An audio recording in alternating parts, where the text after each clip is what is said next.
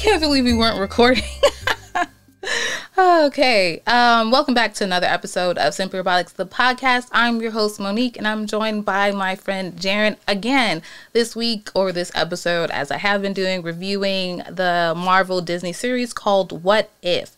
And in this episode, it is titled, What If Doctor Strange Lost His Heart Instead of His Hands? So, unlike Jaren, I didn't think that, the episode was going to go where it went. Like, I thought really that he was going to have, like, heart problems or something like that. Like, I don't know.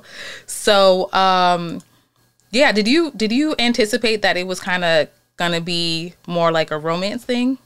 I felt like when they said heart, I don't know. For me, I just thought like losing a true love, because that usually what sends people down like a dark and sinister path.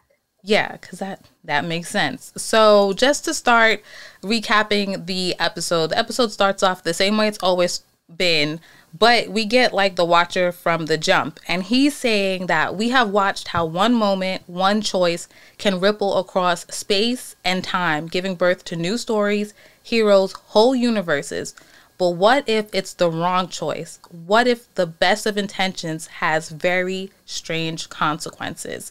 And as he says strange, we actually see Doctor Strange come on the screen, and he's like, I think he comes out of a car or whatever, and he's getting Christine, and they're going away to dinner.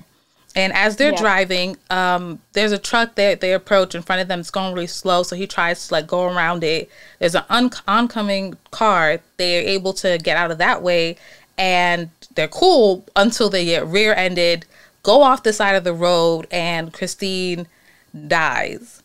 This grief basically made Strange go off into the world to, like, I don't know, find some sort of like solution or resolution. And eventually he gets into the mystic arts. And to be truthful with y'all, we actually half recorded all of this. And I fumbled and realized that we weren't recording in every capacity that we're supposed to do.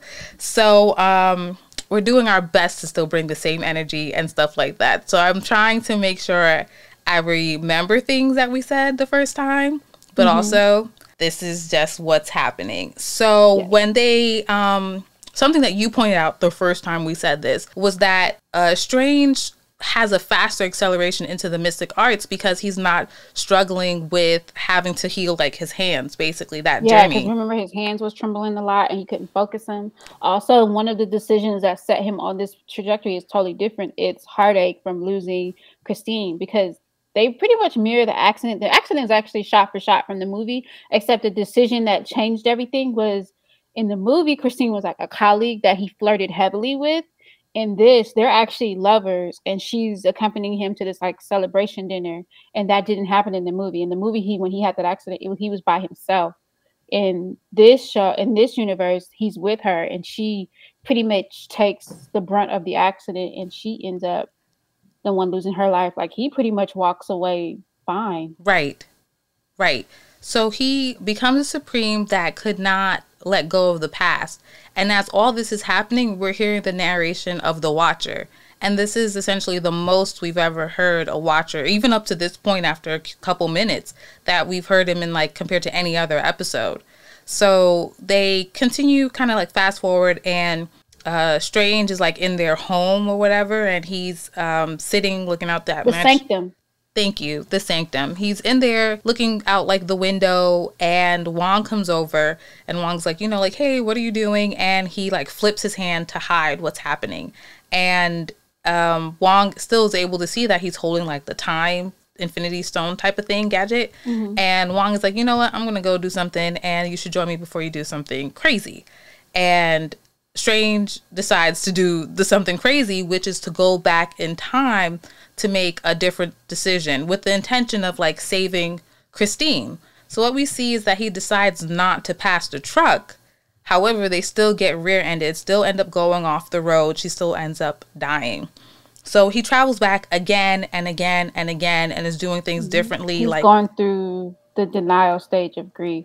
Right. And it's really sad to watch. It is. and he's like taking a different route. They end up at the event, and she has like some sort of heart attack or something's going on. They're driving and their tire pops. They go out for pizza instead, and that was the most frustrating one, with just some random guy walks in and shoots her for no reason. Yes. He stands her up, and then she dies in like a fire in her apartment building. She's the only one too that dies in that apartment building fire, and he even lets her drive, and she still dies, you know. So at this point, like, you know, he's going through it, and the Ancient One comes down from the spirit world, or just some hole in the sky, a projection, who knows. And she's explaining that Christine's death is an absolute point in time. Oh, she says the whole way that she's able to do that is because him restarting time over and over and over basically like ripped the fabric of their reality and allowed her to project herself from the time that she was actually alive to the time that he was in right then. Oh, wow. So she's like a projection of her consciousness. It's not actually her. Right. So she even says like she's fully aware that she's dead. Yeah, she does. She does acknowledge that. So yeah, she explains that this is Christine's death is an absolute point in time, and without her death, that Strange wouldn't have defeated Dormammu, and he would not become the Sorcerer Supreme, or Sorcerer Supreme. And she said that, you know, if Strange continues on this path to try and you know, change the outcome or change any events of the night, that it's going to just lead to a lot of darkness and the end of reality. And Strange is kind of like, okay, sure, whatever. You told me anything's possible. I'm not really trying to hear that. And it's his ego, because he feels like it's the same way he was in the movies. He feels like he can fix everything. Yes. He's like, I'll do what I want to do now and then just go back and fix it later. And he's gonna learn you can't fix everything. Right. And the Ancient One is like, well, don't make me hurt you. And they have this kind of like draw, and they shoot light things and like, you know, and there's this light power explosion, and it cuts to like Strange waking up in a jungle. So Strange meets a man called Obeng. And Strange is like, are you Cagliostro? And Obeng's like, no, I'm not. He lying. He lied like a rug. He's the overseer of the lost books of Cagliostro, which is like, you know, books with a whole bunch of spells and stuff like that. Can you actually explain the comic backstory a little bit with Obeng and Cagliostro, the relation? Okay, so Cagliostro is like his moniker that he takes on. His real name is Obeng. And he's basically there guarding his magic, like his most powerful magic. The books that he's guarding are basically like, if you remember in the Sanctum when he was first learning the mystic arts and he was learning how to like turn time with the apple and everything, if you look on that shelf where he was grabbing books, there were a bunch of books that were either chained up or missing. He's basically in the place where all those books are. Yes. So he's there trying to figure out how to reverse the fixed point in time. And that's pretty interesting too, because Obeng has to know this, you know, you know, and he's like letting all this happen at the same time, you know. So I'm also just like, is he going to benefit from this in some way? That's interesting. That's a good later point. On down the line. Yeah. So he takes him to the library. Strange is like pulling books, like almost like Beauty and the Beast style, like Be Our Guest or whatever. And he finds the book on time manipulation. And you hear him read out loud like that he's looking to stop, and he finds the spell, the absolute point in time. So to stop this, he needs to gain power through the absorption of others. So he's like, okay, cool. He calls on this like octopus looking creature, which you called out, you feel could be the same one from the, what was her name? Captain Carter episode. I think it could be, because I don't see why not. We keep seeing this character, and I've also seen like a giant squid-like character in the trailers for Shang-Chi. Like there's a point where he's fighting something in like this cloudy thing, and then all of a sudden you see these tentacles reach out and grab him. So I'm like, y'all keep letting us see this. Right. It's for a reason. This better pay off. Right. Yeah, it better. And you keep like acknowledging like who's the big bad in this thing, and maybe there is some sort of relation. Is it that tentacle thing, or is the tentacle thing in conjunction with something else too? Yeah, because you know Marvel always has more than one big bad. Every movie there's always two.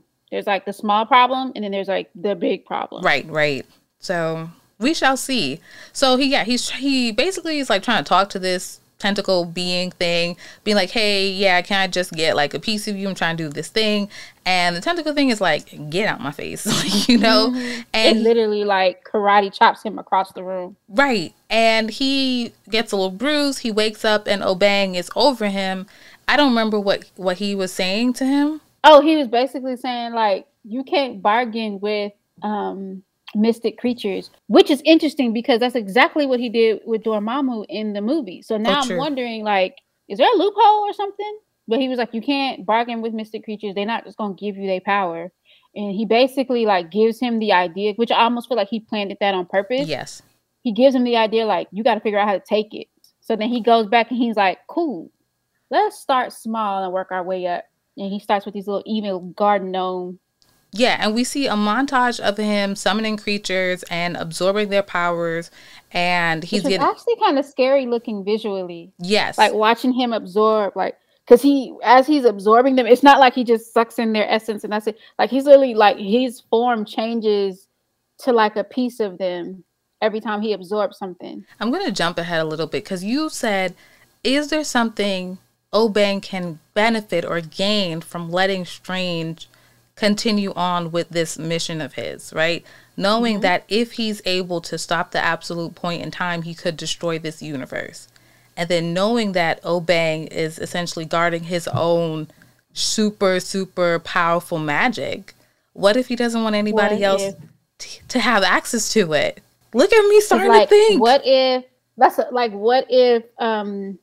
because at one point, he absorbs like this demonic looking being and they're doing this on purpose, but there's got to be a greater reason for it. He actually looks like Mephisto. I know like in WandaVision, we kept saying Mephisto, but we never actually saw anything. At this point, we actually get a visual of Mephisto. Right. Like, at one point, his face looks like Mephisto. So I'm like, I wonder if in him being self-absorbed and like super stuck on this one mission that he didn't mess around and made himself essentially like a vessel for something like, oh, I see, more and more evil, because now he absorbed all the beings that he absorbed all of those beings that he wanted to absorb. So he's sitting with a ton of power. Yes. So, and he's just like moving through the universe. Because if you also notice at the end, everything in the world collapses except him. He never ceased to exist. So at this moment, when he's absorbing the power, we hear the Watcher, and he kind of makes himself be seen to us that he literally like steps out of the shadows. Yeah, and he's like, he's on the wrong path. I could warn him, intervene, but fate of his universe is not worth risking the safety of others. And again, this is the most that we've heard and seen the Watcher, to the point where Doctor Strange is like, who's there? You know? And we're like, what? Like, we're starting to, breaking that fourth wall or something like that. He turns around, but by the time he turns around, the Watcher just kind of like steps back into the darkness and you don't see him anymore. Right. And at this point, Strange has been doing this absorption powers thing for days. We're seeing the sun come up, go down, up, down, up, down. And it cuts and we go back to Strange being in that place that you said, I can't remember again. Their home thing. The septum. Right? Is that what you said? Sanctum. So why I said septum? I don't know what that is. The sanctum. And he's at the 2-year anniversary again. And it's the same exact thing. Wong comes over, is like, I'm going to do this before you do something reckless. And at this moment, Strange is like, you know what? Yes, I'm going to go with you. He puts down the Infinity Time Stone thing. And he steps outside and sees that people are kind of in black blobs and they're like evaporating into the sky. And to me, I felt that was very Miyazaki-like a whole like Howl's Moving Castle. Howl's Moving Castle. Yes. Those blob henchmen kept coming after her. Yes, I was thinking they were really like blobs in the streets. Yeah, and I was thinking a bit of Spirited Away too, because I was thinking of No Face. But yes, that's very, very good. So the Ancient One comes back down and she has her own little spiel saying that in that moment where they had that light explosion kind of duel thing, that she actually split Steve into two, so that there were two possible timelines really existing in one universe of Steve. Yeah. And so one Steve went to the past, which, you know, you have mentioned when we first did this, that you weren't sure if Steve and Cagliostro / Obeng were operating outside of time, essentially. But the Ancient One says that he actually went back in time. And I actually think that they both could be true, but it is what it is, or it isn't what it isn't. And then we have our present day. Two things can be true. Yeah. Our present day Steve, which is here. So she basically says that, stopping at absolute point in time would result in the destruction of the universe. So he goes back into the house. He's telling Wong all this stuff. Wong is throwing all these protection spells on him. As he's melting away. Yeah, turning into his own, blob evaporating thing. And if you watched WandaVision, some of the protection spells are very similar to the ones that Wanda and Agatha had casted. Like when Agatha... I think they call them runes. Runes, yes. The runes that Agatha had when she brought Wanda into the basement area thing. They were up against the wall. And then when Wanda created like that shield of all the runes around it. So, you're seeing the same type of magic essentially now on Doctor Strange's face. So Wong is like, how are you even going to find like Supreme Strange? And in that moment, a portal basically opens up under present day Steve's foot, and he drops down and he's there. So that was reminiscent of Thor Ragnarok. Yes. When Loki kept talking all that smiggity smack, he got swallowed and he was like, he's been falling for 30 minutes. That is true. I need to go back and watch the Thor movies. You're like the second person this week to make a callback to it. And I was like, I didn't even spend enough time with those movies. But yeah, we're in like the darkness, and present day Strange is like, whoa, where am I? And Supreme Strange comes out of the darkness and he's looking rough. He's looking like he's been through some things. He's looking like a monster. And, they have their own dialogue where, as you expressed, that there was a point where Obeng tells Supreme Strange that he still doesn't have enough power despite absorbing all those people. Because remember, he tries to, immediately after he absorbs the last being, he tries to cast that spell right there where he's at, and it doesn't work. And he basically goes out and he's like telling Obeng, like, I did what I needed to do, but it's still not working, so I got to like figure out another way. And Obeng is like on his deathbed. He's basically like, it wasn't never going to work. That's why I let you in here. When you first got here, I saw you and I saw that you were only half of a man. And then that's how he finds out about the other Doctor Strange. And he's like, cool. So if I swallow him whole, we can get this ball rolling. And that's essentially what he brings him there to do. Right. So they have like a typical villain moment. Supreme Strange is explaining all this stuff. He's going through rage. He's through the rage stage of grief. Yes. Anger. Yes. And they go back to the scene of the accident, and they end up having a magic fight. That's just what I'm going to call it. At one point while they're fighting, they all light up. Like all of them light up on his face. Yes, the protection spells. And if you notice, as like the bad Doctor Strange is hitting them, they're like pieces of them are like fading away. Yeah, I did not like that. Yeah, and then once he got that last one in the middle of his head, he pretty much was like, I'm going to absorb. After he ripped his cape. I know, yes. And then you heard the cape scream. Like, if you listen, you can hear the cape scream as it got ripped up. It was so sad. Yeah, it was pretty sad. Supreme Strange is bugging. So, yeah, he beats him up. He removes all the protection spells, and he absorbs him. After he absorbs him, he basically does his magic, like lifts the car up from the accident, pulls Christine out and over, and brings her back to life. And she is like freaking the heck out. Yeah, Strange, he has horns. He has like eyes everywhere, you said. She like literally went from being on the stairway to heaven to the highway to hell. Yes, exactly. And I felt for her. I feel for her, girl. Yes.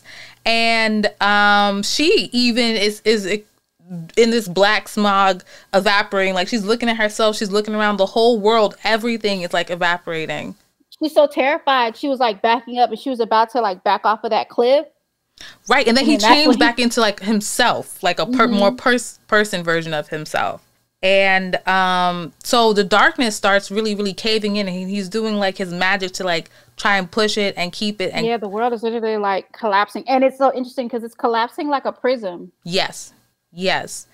And so as the darkness is caving in on them and it's getting closer and closer, we see Strange call out to the Watcher in the sky. So now he's addressing him. A character in the series is addressing him directly. And he's begging him. He's like saying, like, I know you're a god. I know you can fix this. You know, why don't you just punish me? Like, help me undo this. And the Watcher's the whole world suffer for my mistakes. And, yes. You know. And the Watcher's like, I'm not a god and you're not a god, and that's why you shouldn't have been doing stuff like this. And the Watcher's like, I can't interfere. And then he like goes back away. But the thing is, in this moment, we've usually seen the Watcher as kind of like outlines in the sky, you know, in buildings and stuff like that. But like a silhouette. Right, more like a silhouette. But in this moment, he really comes to like Doctor Strange. You see him like a being. Yeah, and we see like, you know, some dimension to him.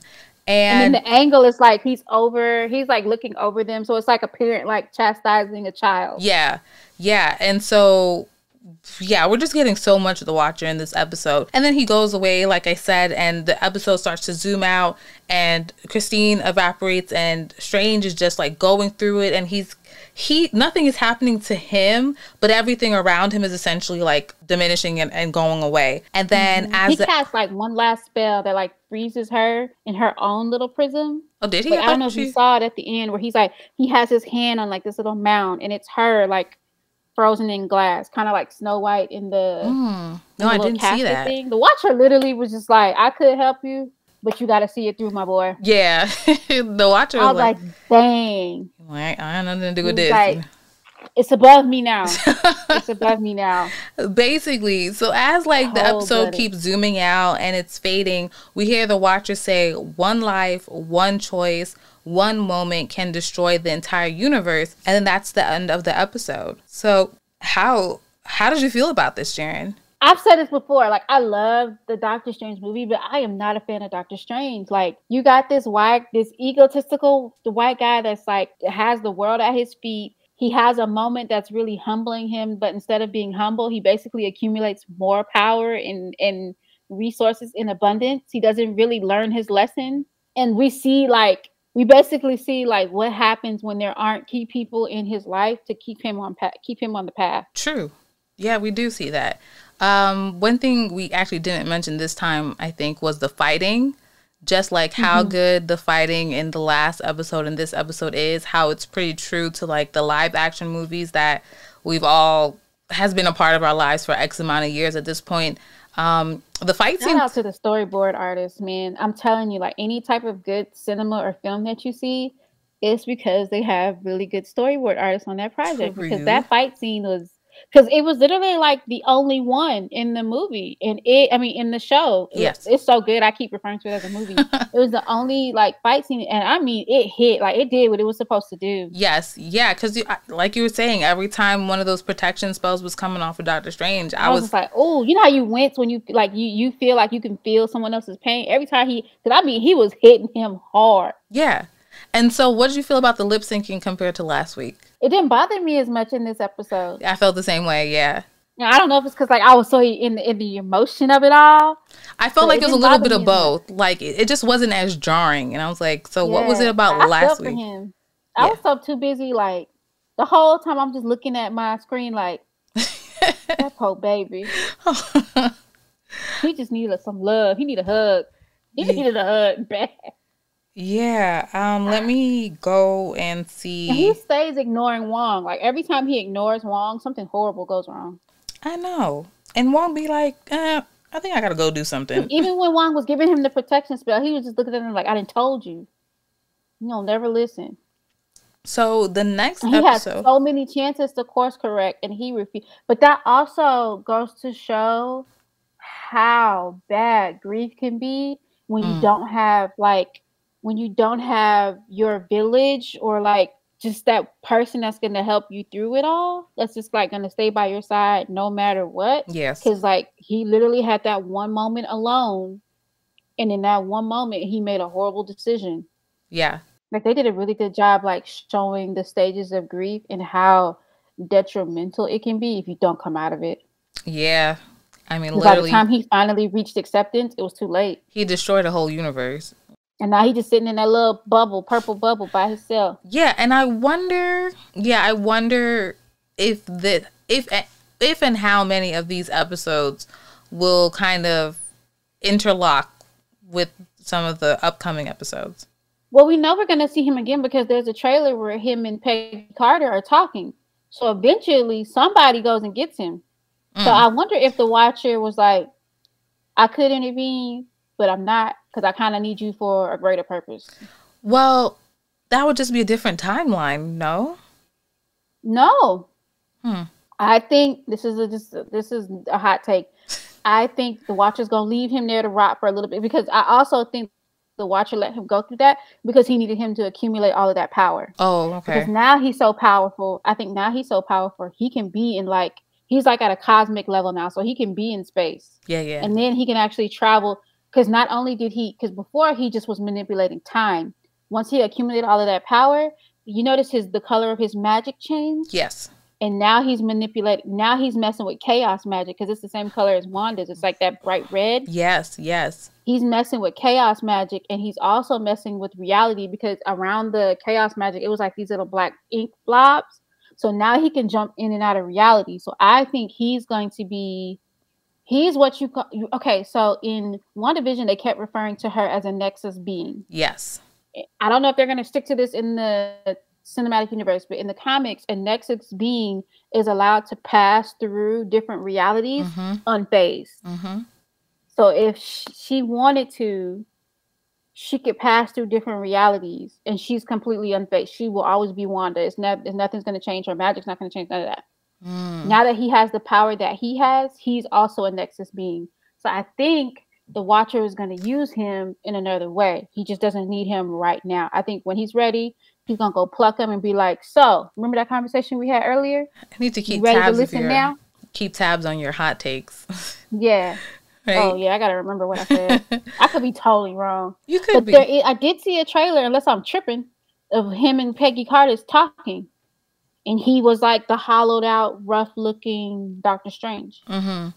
So, because I think the Watcher is going to, because with each episode, like you said earlier, with each episode, we're starting to see more and more of the Watcher. So I think also he kind of had, like when he was talking about watching this train wreck happen, he kind of had like some regret and remorse in his voice. Yes. So I'm wondering if now he's like questioning whether or not, because he did in the comics, he questioned whether or not it was the best idea to not intervene. Yeah, who told him not to intervene? He just doesn't. So I don't know if you're familiar with like the Eternals and stuff. No, I haven't even watched anything about them yet. Okay, long story short, the Eternals is Thanos's like cousins in them. Some of them are his brothers and sisters. There's like levels to it. So the Eternals are like the high beings that are supposed to like intervene when something intergalactic happens, and they have to keep like the space beings from. Okay, they have to keep the peace. I don't know how to. Yeah, they basically are supposed to keep the peace, but there are certain events they're not allowed to interfere with. Got it. So most of the time they let stuff on Earth happen because that's like small meat and potatoes. They don't really intervene in that. But my question is, y'all saw y'all brother/cousin wreck shop on Earth. That was the one time y'all should have intervened. Why didn't y'all intervene? Apparently, they were told not to. So above them are the celestial beings. So what's his name? Peter Quill's dad. Yes. The planet-eating dude. Yes. He's a celestial being. And in the episode with T'Challa. Yes. When they went to that dead planet and it was like the head of a being. That's a celestial being. They kind of like set the rules and the regulations. This is a really botched job of me explaining this because I can't remember like which comic and which issue, but I read. Yeah. So there's levels to it, and there's certain things they're not supposed to intervene with.